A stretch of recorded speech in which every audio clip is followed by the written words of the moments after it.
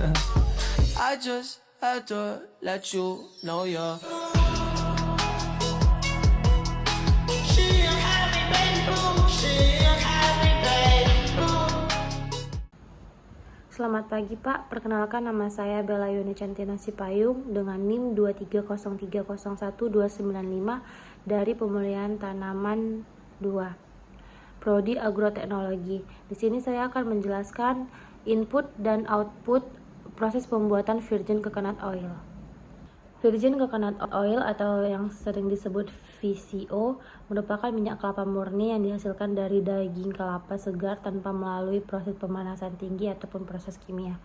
Metode yang digunakan pada bagian ini adalah metode fermentasi, yaitu pemisahan minyak dari santan dengan bantuan mikroorganisme dan enzim alami.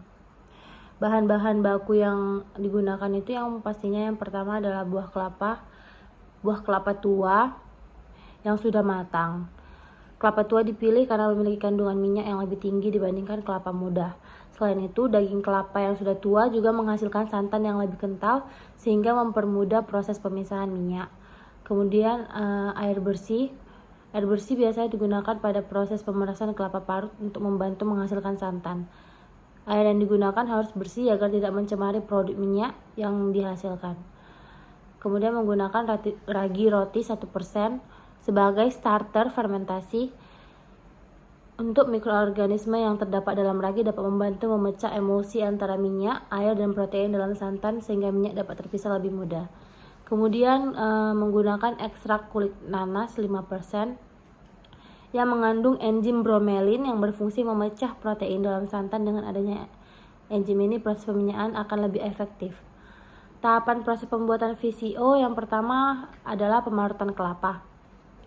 Memarut daging kelapa tua sehingga diperoleh kelapa parut. Tujuannya untuk memperbesar luas permukaan daging kelapa sehingga santan dapat lebih mudah dikeluarkan. Kemudian ada pemerasan santan. Ditambahkan sedikit air bersih untuk mendapatkan santannya.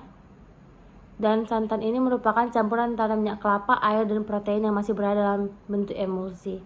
Kemudian ada pengendapan santan. Santan yang telah diperoleh kemudian didiamkan selama kurang lebih 1 jam.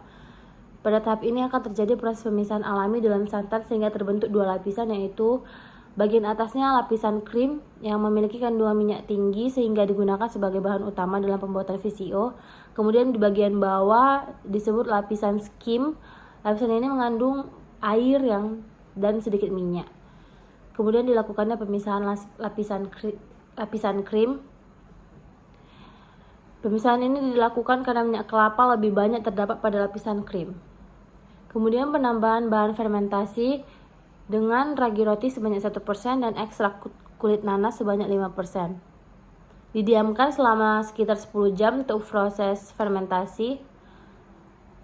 Dan selanjutnya pembentukan 3 lapisan.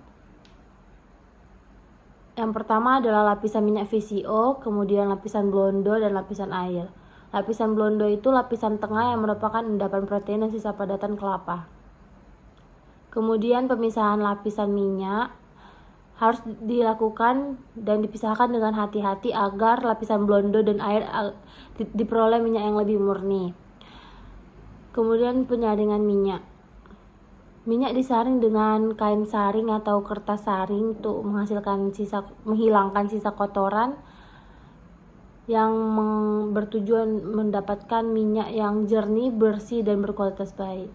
Produk akhirnya itu adalah virgin coconut oil, yaitu minyak kelapa murni yang memiliki warna jernih, aroma khas kelapa segar, serta kandungan nutrisi yang masih terjaga. Kemudian VCO memiliki banyak manfaat. Setelah VCO sudah suplemen kesehatan yang baik, dilakukan pengemasan dengan memilih bahan kemasan yang setelah berkualitas agar VCO tersebut tidaklah produk akhirnya terkontaminasi atau kandungan di dalam VCO tadi rusak. Setelah itu diberi label dan kemudian dapat dipasarkan. Sekian penjelasan dari saya. Terima kasih, Pak.